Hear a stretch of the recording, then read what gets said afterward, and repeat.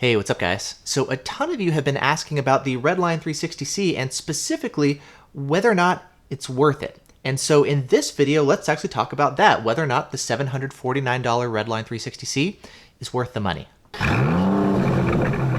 Now, this has been an interesting one, taking a look at the Redline 360C, because it's changed so much recently. I feel like I'm having to sort of mentally recalibrate what I was thinking about with the Detector originally. Like when it first launched, as you guys know, there were so many like critical issues and problems with the Detector that I was pretty much just like, all right, I need to shelve this Detector and wait for an update. And when people would ask, I'd be like, yeah, you're probably actually just better off returning it and waiting for an update. Now, fortunately, Escort recently released an update, and I did a video about that, and they fixed most all of these critical bugs here with the Redline 360C, at least from what we've seen so far. We need to, of course, do more testing and stuff, but so far things are looking much better. There's still a couple things here and there, but it seems like a lot of the most critical issues that would make me just discount the Detector altogether, those ones do seem to be resolved. Now, that said, I think this type of launch has been really detrimental for the Redline 360C.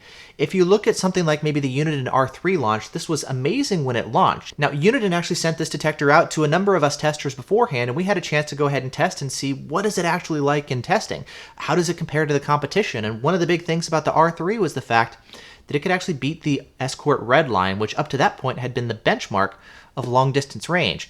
And it had better BSM filtering, and it had GPS, and it costed less money than the Redline. Now that said, one of the big things of course was, oh my gosh, you can beat the Escort Redline, and in order for me to have confidence in a claim like that, I would need to test it myself, and I would need to see a lot of other people testing, and we can all consistently and reliably get the same results. Okay, that's really telling. Now where we are currently with the Redline 360C is a bunch of us had done testing, and it kind of fell on its face. Now the new version came out and we're like, okay, well now we're having to redo a lot of this testing, you know? And until that testing is done, I can't be really confident in what the detector is like. So we're like, okay, we're having to go out and retest this detector in terms of range. Now, these detectors are currently on back order on Escort's website. You can't get one. And I'm like, well, we still need to do testing. So I'm planning on sending my detector over to the guys in Texas so that they can test it. And then they're going to send it over to the guys up in Edmonton so that we can do some multi-radar testing. So there's still a lot of testing that needs to be done so that I can actually feel more confident and comfortable recommending it and understanding it. I don't think we're at that point. So that's going to be the big caveat right now as we get into comparing this to some of the other detectors and talking about whether or not it's worth it. Now, as far as deciding whether or not a detector is worth it or not, how do we do that? In my mind, I've kind of been sitting here thinking about this, and I think the best way to do that is we're going to take a look at the Redline 360C. We're going to take a look at maybe some of its advantages and disadvantages, and take a look at also then how much more does it cost relative to the competition, things like maybe the Uniden R7 or the Valentine 1 Gen 2. And then we'll be able to say, okay, so for this extra money, I'm going to be getting these advantages specifically, and then I have a better idea of like, okay, do I want to spend the cash to get these extra features? So that's how I want to go about this. Now, starting off, one of the first things I want to address is range. The Redline 360C in some of the initial tests, we would find, for example, that maybe, you know, the V1 Gen 2 could actually outperform the Redline 360C, would get a little bit longer range. Now, with some of the more recent tests, we're still finding good performance here with the Redline 360C, but maybe some of the other detectors can slightly outrange it. And so people are saying, hey, you can get a cheaper detector and it's going to give you better performance. Shouldn't the more expensive detector have better range? And in general, yeah, I totally agree. If you spend more for a detector, it should perform better.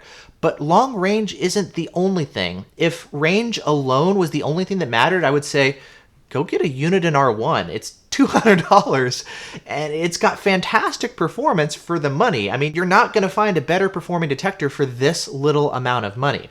But that said, there's a reason that a lot of people don't want to run the R1. Maybe you want GPS like what you'll get in the R3.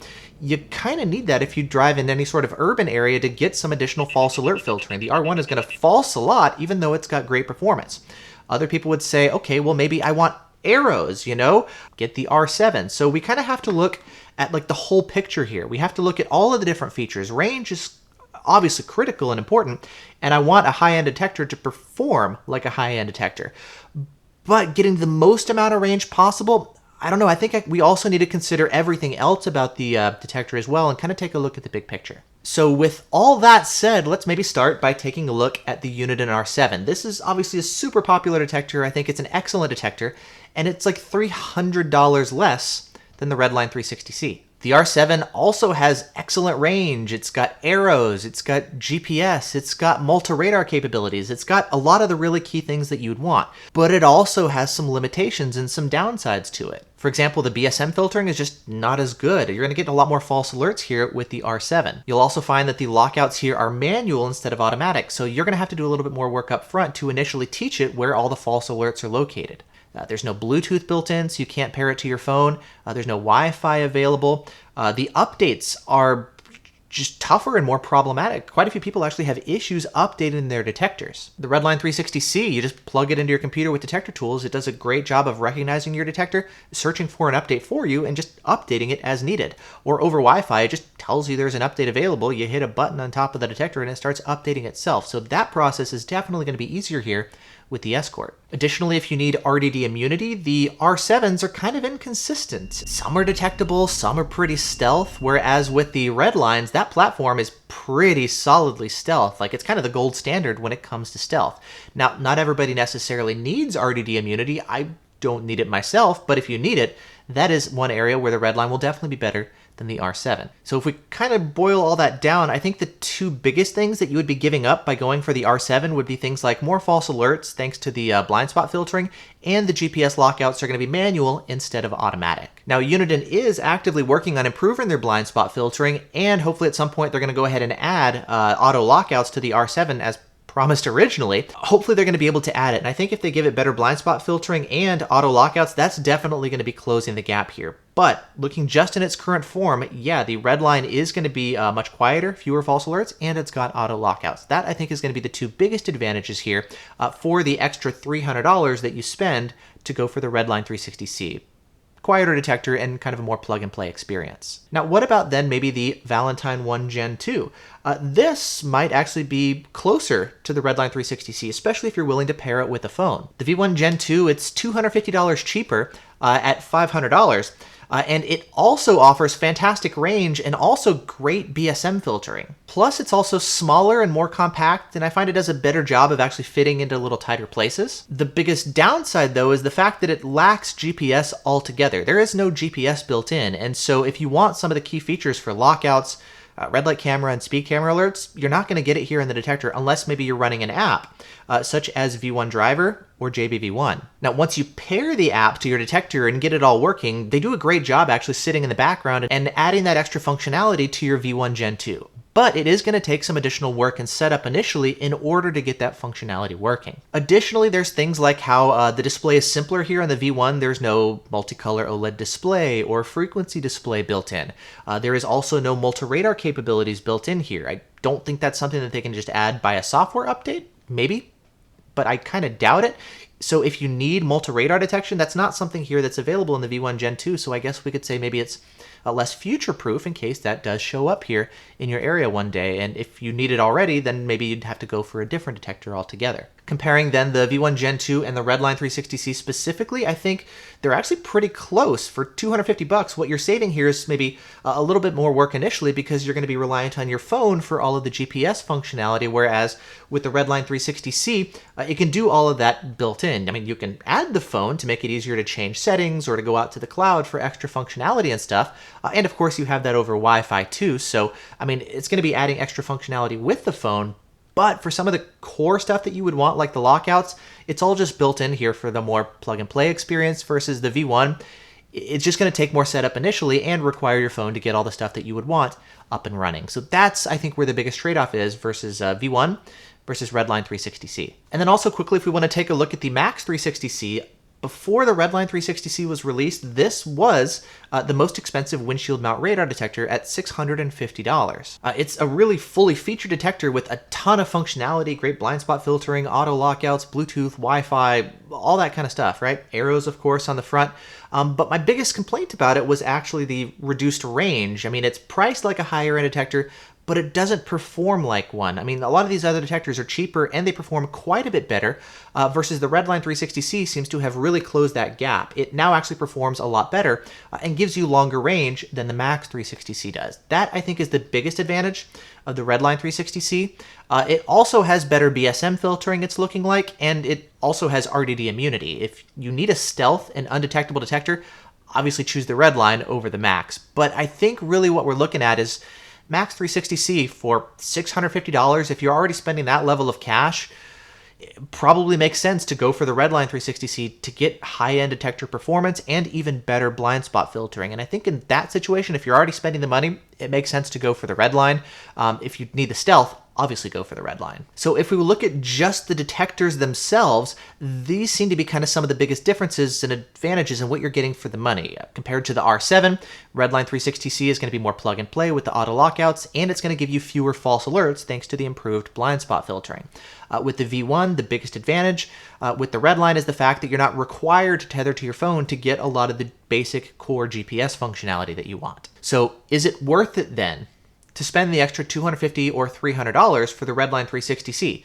Maybe, maybe not. But that's, I think, kind of where it's up to each person to decide if those extra features are worth the convenience and the quieter experience and fewer false alerts. Now, something else to consider that's kind of separate from just the detectors themselves, but is also a big factor here in the whole experience, is the fact that Uniden and Valentine, just over the past couple of years, they've done a better job here as far as how they treat their customers and the overall experience. Escort as a company has been bought and sold a couple times over the past couple of years, and that's been really detrimental to them as a company, and then just kind of transitioning down to our experience here using their products. The way people have been treated when it comes to reporting issues and feedback that we're giving and stuff, hopefully that's going to be getting better, but over the years, a lot of people are really angry with Escort, and justifiably so, and have just pretty much written off the company altogether, and just based on principle are unwilling to purchase another Escort product again. And I totally understand that perspective. You've got a lot of messiness when it comes to lawsuits and patent stuff. You've got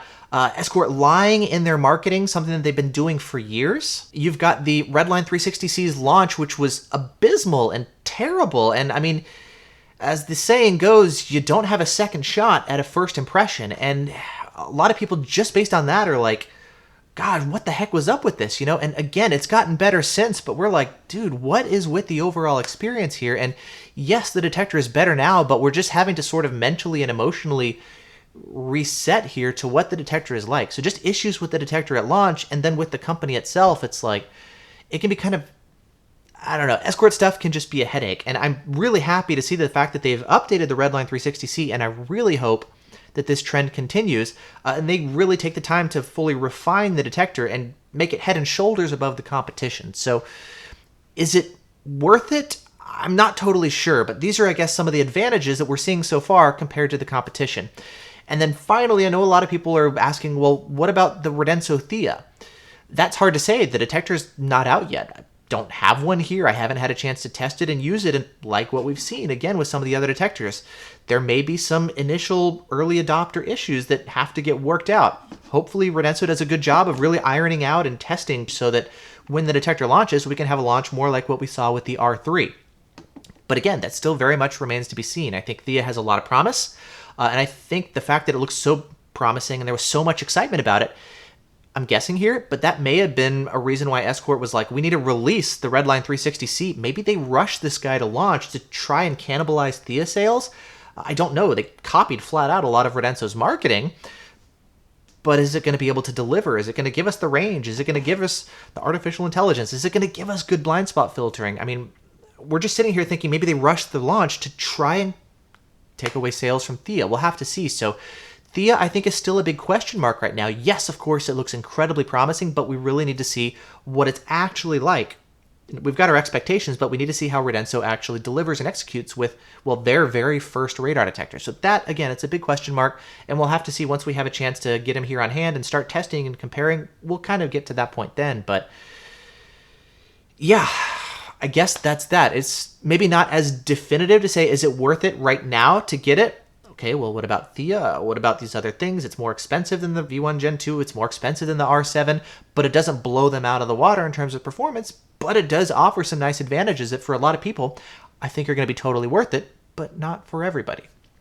So that's, I guess, maybe some of the pros and cons, and as usual, a kind of long-winded and more thorough look at the simple question of whether or not the Redline 360C is worth it. So with all that said, let me know what you think. Do you think the detector is worth it? Do you think it's worth spending the extra $250 or $300 over something else like the V1 or the R7 to get the extra advantages that it offers? For some people, I think it will be. For others, it's not. Just save the money, you know?